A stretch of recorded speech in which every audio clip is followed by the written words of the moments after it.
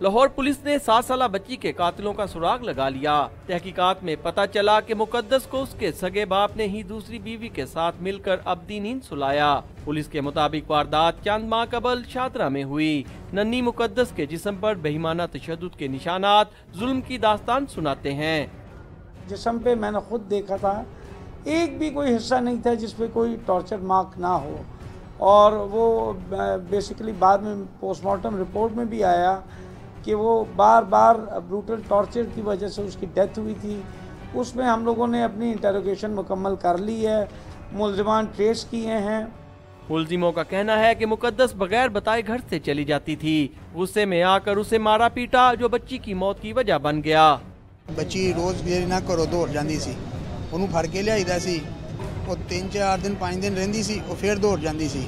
ایک دن لیا کے انہوں ماریا، وہ والدہ نے پھر گھر رکھیا، وہ دوڑ گئی، والدہ نے پھڑ کے ماریا، وہ تھاپے مارے نے اندر لک چ تے وہ بج گیا سر دے وچ۔ دونوں میاں بیوی واردات کے بعد کراچی فرار ہو گئے۔ پولیس کا کہنا ہے کہ ملزمان کے اعتراف کے بعد چلان تیار کیا جا رہا ہے۔ کیمرہ مین انور خان کے ساتھ وسیم ریاض، ڈان نیوز، لاہور۔